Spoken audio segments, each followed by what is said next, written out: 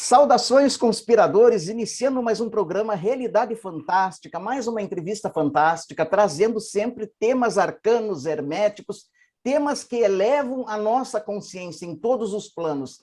E hoje o nosso programa está ainda mais iluminado porque estamos recebendo uma pessoa muito ilustre, uma pessoa de relevância internacional e que vem abordar um assunto que é axial na tradição do esoterismo ocidental, que é a busca do Graal, né? Percival e a busca do Graal, né? Um texto iniciático, um texto filosófico tão importante. E para abordar esse assunto tão interessante, nós temos a honra de receber aqui o Dr. Patrick Paul, ele é francês, é doutor em medicina pela Faculdade de Medicina de Marselha, é doutor em Ciências da Educação pela Faculdade François Rabelais, de Tours, trabalhou como médico residente nos Centros Oncológicos de Nice, como pesquisador no Instituto Pasteur de Paris. Além de sua qualificação na área da medicina, ele fez estudos filosóficos, antropológicos, sobre várias áreas, né, do esoterismo, das tradições espirituais, como a Cabalá, o taoísmo, o hermetismo e, principalmente, os romances de cavalaria. Então, ninguém melhor do que essa pessoa tão especial para abordar conosco esse assunto tão importante. Tudo bem com o senhor, doutor Patrick? Sim, tudo bem. Obrigado. E obrigado pelo convite. A honra é toda nossa, doutor Patrick. Eu gostaria de perguntar para o senhor, primeiro, qual que é a relevância, né, na sua visão, da busca do Graal? Né? Por que esse texto mexe tanto com tantas pessoas e no mundo todo? Bom, não tenho uma resposta certa ou clara, mas o texto que eu estudei há muitos anos, não sei, há 40 anos, trabalhando sobre esse texto, o tempo todo, eu fiz, não sei, 50, 70 leituras, e cada vez estou descobrindo mais profundamente o conteúdo desse texto. E esse texto do Chrétien de Graal, que é o primeiro que vai falar do Graal. Porque o livro, por exemplo, que eu tenho, ele é bem velhinho, bem usado, você veja, tudo cortado, mas se chama Perceval ou Le Roman du Graal. Então, o primeiro texto da literatura francesa, europeia e mundial, que em realidade fala do Graal. Chrétien de Troyes é uma pessoa que é uma enigma. Ele é, ao mesmo tempo, muito reconhecido e, ao mesmo tempo, sabemos nada ou quase nada dela, que é muito curiosa. Se Chrétien de Troyes estava morando agora conosco, ele seria com certeza o equivalente de um prêmio Nobel de literatura. Ele foi muito conhecido na Idade Média e as grandes cortes reais da Inglaterra e da França chamam Chrétien de Troyes para escrever. De facto, sabemos que ele foi patrocinado para Marie de France, que é a filha de Leonor d'Aquitaine, que é a segunda esposa do rei da Inglaterra, que é Henri II Plantagenet, mas em primeiro casamento ele foi casado com Louis VII, que é um capeciano, que é o rei de França. E, de facto, Leonor d'Aquitaine é de uma tradição inglesa, céltica, e de uma tradição francesa e europeia, que é cristã. E Marie de France, que é a filha, vai nessa mesma direção, nesse mesmo eixo. Esse é o primeiro ponto. Chrétien de Troyes, nesse livro mesmo, ele é patrocinado para um príncipe que, de facto, é o padrinho do futuro rei de France, que não é pouco. Hein? E esse padrinho, que é Philippe d'Alsace e de Flandre, que patrocina a escritura desse livro, o livro é dedicado para o futuro rei de France. Então, é um livro escrito para um rei, para um futuro rei. Estes são dois pontos importantíssimos para entender. E, nesse momento, século XII, um texto não é uma poesia, não é um jogo de palavras, uma romance, como temos agora. Um texto, nesse momento, ele é sempre iniciático. Então, significa que dentro desse texto tem a história de dois cavaleiros, que são Perceval de um lado e Gauvin do outro. Ele vai incluir dentro desse texto, no plano esotérico, quando você faz a leitura exotérica, você veja só uma pequena romance bem simpática, mas nada mais que isso. Mas do plano esotérico, tudo é codificado, na realidade, nesse momento da história. Né? Um cavaleiro tem uma assinatura. Por exemplo, Perceval, ele é da assinatura Tiferet, na Cabala, ele é solar. Lancelot, ele é Vênus, o Netzar, da Cabala, etc. Então, cada vez, essas cavaleiros, elas vão significar, com a história delas, uma assinatura específica. Então, se um livro é escrito para um futuro rei de France, o que é um rei? Você veja, por exemplo, da história d'Arthur, quando ele vai tirar a espada da pedra e tudo isso, ele é designado como rei, mas ao mesmo tempo ele não é rei, não foi consacrado rei. E antes de ser consacrado rei, ele precisa estar cavaleiro. Então, a primeira iniciação dele é cavaleiro, a segunda iniciação é real. E lá, nesse texto, temos isso mesmo. Temos uma iniciação dos cavaleiros, da cavalaria exotérica, que é Gauvin, em realidade, e da cavalaria esotérica, que é Perceval, que de facto é a iniciação da mesa redonda. Né?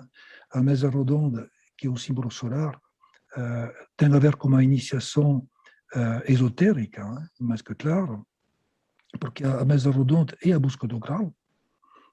Esses cavaleiros são mandados na busca do grau, não são para fazer a guerra, encontrar a paz no reino. É a busca e na direção do grau. Em realidade, o grau tem a ver com a iniciação real, que é, por exemplo, o equivalente dos grandes mistérios da iniciação órfica, que é a rúbido na alquimia, por exemplo. Atingir o castelo do grau é atingir a fase da rúbido alquímica, então da pedra, a entrada nos mistérios divinos. E lá tem como descritivo todo o processo para atingir esse lugar.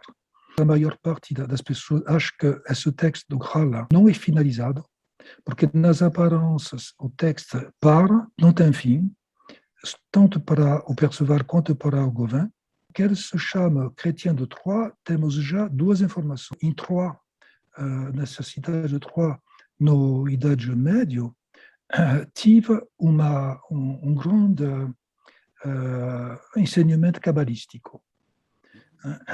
Tive nessa região uma escola de cabalística, aqui com Rachid de Troyes, que é Salomon Ben Isaac, e que foi uma escola cabalística que teve a reputação europeia inteira. E o fato que ele se chama chrétien, é que, em geral, essas pessoas que chamavam assim estavam judeus convertidos no cristianismo. Então, eu tenho quase certeza que o Chrétien de Troyes foi um judeu convertido no cristianismo, e, de facto, nesse livro, temos 3 correntes tradicionais. Como ele foi associado com a corte de Inglaterra, que ocupava a metade da França nesse momento da Idade Média, a metade ocidental da França estava em inglês. A região da Bretanha, por exemplo, estava em inglês. Então, temos um corrente céltico. Por exemplo, o Graal pode muito lembrar do caldeirão de Ceriduene, que é uma deusa da vida e da morte, que faz parte na tradição céltica do mito de Tué da Han, que é a tribo de Dana.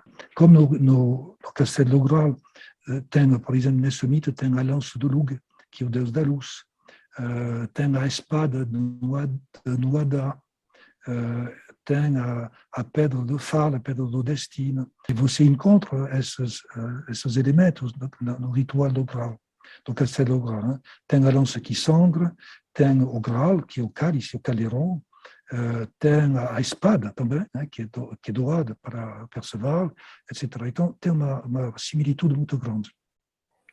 E como chrétien estava cristianizado, é claro que tem uma dimensão muito cristã nesse texto, mas para entender o texto, se você não conhece bem a Cabala, você não entende nada. Porque, em realidade, essa jornada é uma jornada cabalística. Cada castelo, cada fase, cada momento desse processo é um mundo. Como na Cabala, entramos no mundo do obrigado, Yetzirah, descemos, subimos, etc. Então, se você conhece a Cabala, você entende essa jornada desse texto. Em realidade, é dos poucos livros, porque eu conheço muito pouco, que vai dar um ensinamento total. O texto de Chrétien que oferece para nós é o equivalente do texto da Gênese bíblica, que inclui o dia da criação e a criação do Adão. Então, é dos poucos textos que, por exemplo, fala da descida das energias até o mundo físico. Por exemplo, o texto da alquimia, eu fiz a tradução no livro o Tratado da Pedra Filosofal de Lamspring. Esse tratado, ele começa na metanoia da pessoa, ele começa no momento onde você vai na direção do mundo interior, c'est uma existência terrestre. Então, como esse processo de transformação com a Nigri, do Orbe e do Arube, vai acontecer. Mas o texto chrétien fala de como a energia ou a alma desce do mundo divino até o mundo físico. Ele dá indicações inacreditáveis.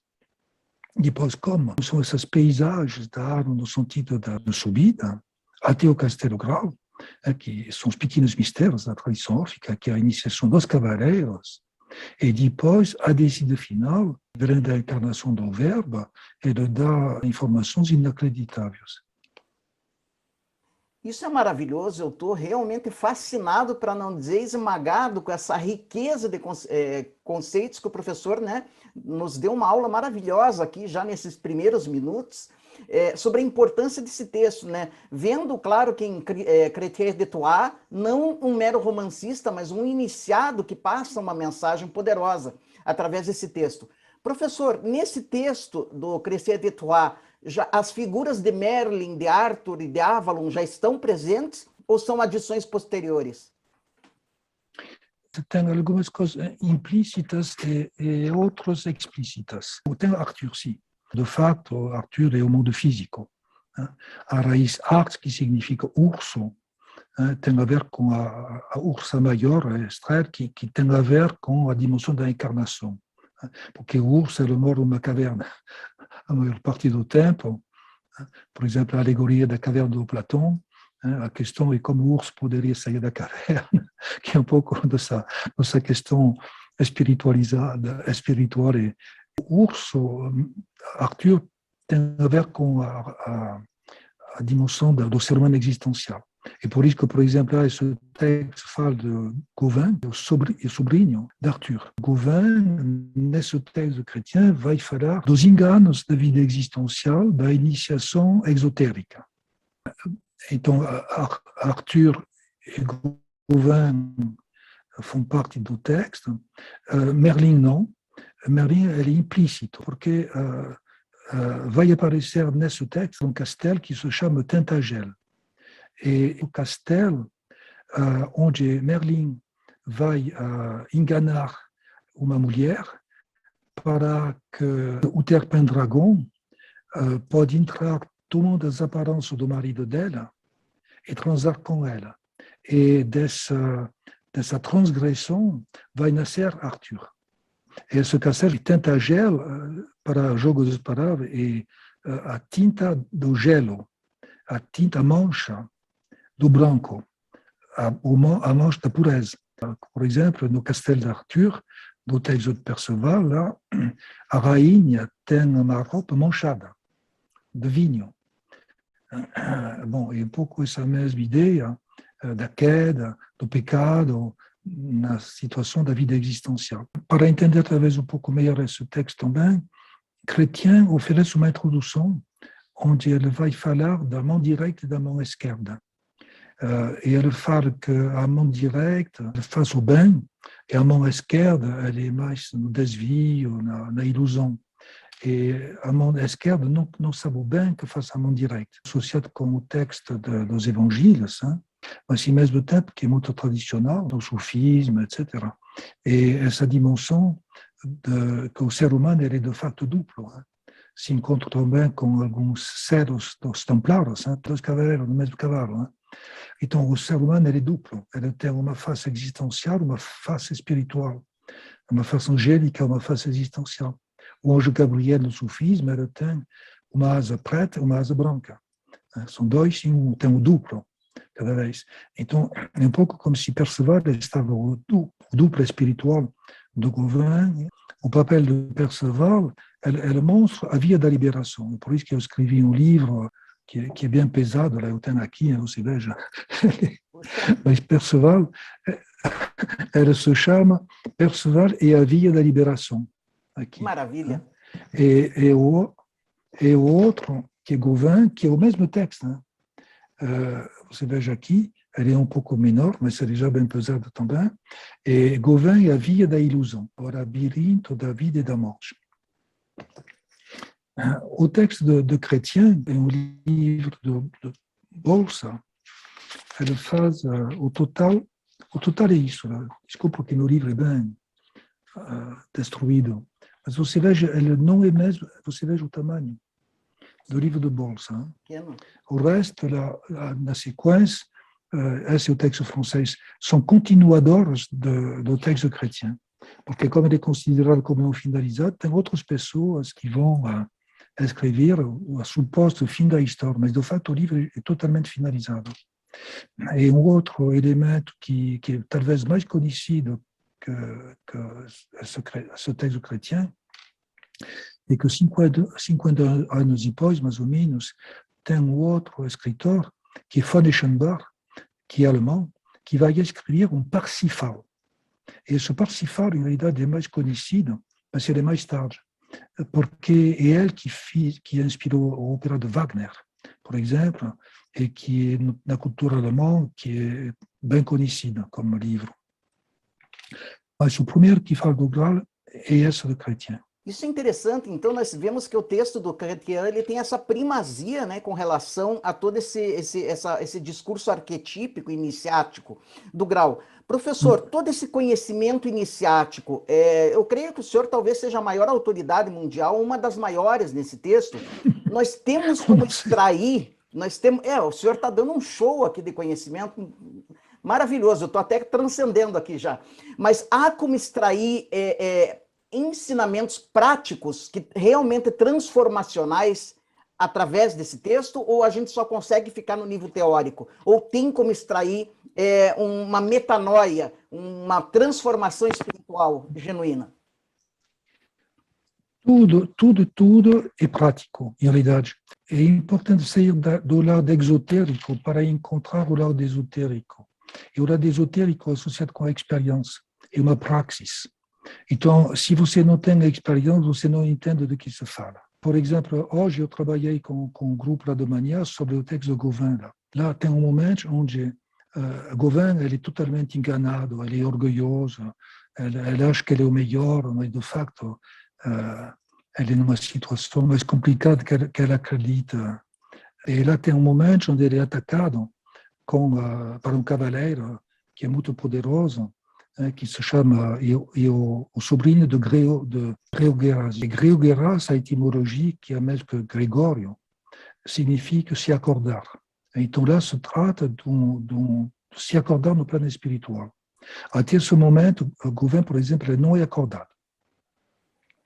Ele é só das aparências, jogando o jogo das aparências, ir no serviço de tudo que é errado, porque ele acha que ele vai ter poder, o conhecimento, honras, etc. Então, ele é totalmente na identificação exterior, no lado do fora. E pouco a pouco, ele vai estar numa situação que, de facto, fala já da vida post-mortem, tudo se inversa. O poder aparente na vida existencial se transforma em fraqueza total. E lá, ele vai encontrar uma mulher que é a representação da sombra. Depois, ele volta na vida post-mortem com um único cavalo que se chama Gringalet. Gringalet em francês é fraco. Então, lá é um cavalo fraco que manca. Ele tem o estribo esquerdo que quebra. Então, não pode ter apoio sobre essa parte esquerda. Ele vai deixar a parte direita também, ele vai se centrar, ele vai encontrar sua força interior, mas, em realidade, tem muitas informações iniciáticas.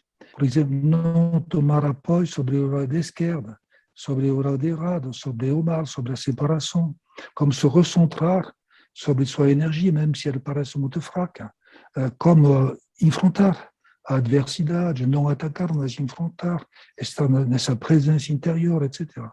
Então, cada detalhe, de facto, é inacreditável, é muito prático. Toda a questão é que precisa do trabalho passo a passo, né? Cada frase é analisada, é entendida, e tem informações inacreditáveis. Professor, o senhor nos mostrou 2 livros que o senhor escreveu. Eu creio que eles são talvez a nossa maior ferramenta para justamente entender o texto do Créteil e talvez até provocar essa transformação, né? A gente sempre precisa de um comentador, de um tradutor, de alguém que disseque o texto para nos ajudar. Eu acho que o senhor é essa pessoa. Como é que as pessoas que estão nos assistindo, e nós temos público aí no mundo todo, como é que a gente consegue os seus livros? Como é que a gente consegue? Eles estão disponíveis nas livrarias? Bem, como sou francês, estou escrevendo em francês, mas por enquanto, esse tipo de livro, como você veja os dois juntos lá, é um pouco pesado para as editoras. Então, por enquanto, não consegui encontrar editoras. É triste, mas é assim. O Brasil é editado, né? Mas é a editora Polar, né? Você veja aqui Ah, embaixo. Editora Polar, sim, sim. Então, É a editora Polar. Então, a editora Polar é muito orientada nesse tipo de literatura, hein? Da tradição ocidental em geral, tem um pouco da tradição sufi, da tradição oriental, mas em geral da tradição ocidental. E nessa mesma editora, tem aqui que eu fiz a edição de 2 volumes também do Tratado da Pedra Filosofal, de olha, Lamstring, eu falei há pouco tempo. Né? pessoal, olha que E a maravilha. edição Polar também. O Tratado da Pedra Então, esse é Filosofal, volume 1, por Patrick Paul, já editado em português. Olha que maravilha. volume 2, e volume 2 também. O volume Volume 2 1 é também. a Nígrido, e volume 2 é a Arbedo Arúbedo. Mas, infelizmente, não tem editor em francês. Esse conhecimento, pessoal, não pode ficar escondido, né? Isso é um presente para a humanidade. Vamos nos mobilizar para difundir isso. Professor, eu nem tenho como agradecer essa. Não foi nenhuma palestra, nenhuma aula. Para mim foi uma experiência iniciática conversar com o senhor. Eu realmente estou muito honrado. Quero já deixar o convite para o senhor voltar muitas vezes para aprofundarmos mais esses textos. Eu também vou estudar os seus livros, porque realmente foi uma honra muito grande. E o senhor aceita convite para palestras? Sim, eu estou fazendo palestras, sim, claro. Eu trabalho sobre muitas dimensões, porque não sou especializado em nada, né? Sou curioso de tudo. Então, lá você veja, eu trabalhei a alquimia, a Kabbalah, a tradição dos cavaleiros, é claro, o sufismo um pouco, os sonhos muito. Eu fui médico de medicina chinesa, ensinei a medicina chinesa, a homeopatia, bom, então, Puxa, que maravilha. identificado com Eu nada e pessoalmente, interessado por tudo. que interessante. Eu pessoalmente sou muito grande fã do Samuel Hahnemann, da homeopatia, né? Quem sabe numa outra oportunidade a gente possa conversar sobre isso. Professor, muito obrigado pelo senhor nos ter dado esse presente e deixo aí a câmera à sua disposição para o senhor fazer a sua despedida, a sua mensagem final. Não tenho nenhuma mensagem final. Quero agradecer da convite, né? Realidade Fantástica e você. E além disso, o encorajamento, todas as pessoas que estão ouvindo a Realidade Fantástica, que o caminho interior não é uma ilusão, que temos uma experiência disso e acreditar que tudo isso é bem real. A questão é que a realidade interior é no coração do inconsciente. Então precisamos desvelar esse processo, é um processo de desvelamento. Mas é importante acreditar, somos interligados com a dimensão divina, com a dimensão espiritual, com o Espírito Santo dentro de nós. Então, nossa responsabilidade, nossa missão é voltar nesse lugar original. Perfeito, professor. Obrigado novamente. Os seus contatos estão aparecendo aí para quem quiser lhe mandar um e-mail, lhe mandar uma mensagem, fazer um convite, né? Adquirir as suas obras, por favor, pessoal, adquiram, porque olha, é um estudo para a vida toda e é um estudo que transforma.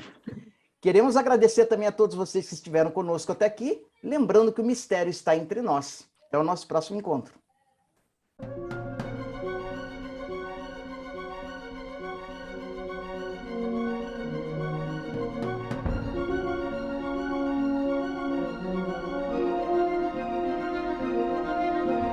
Música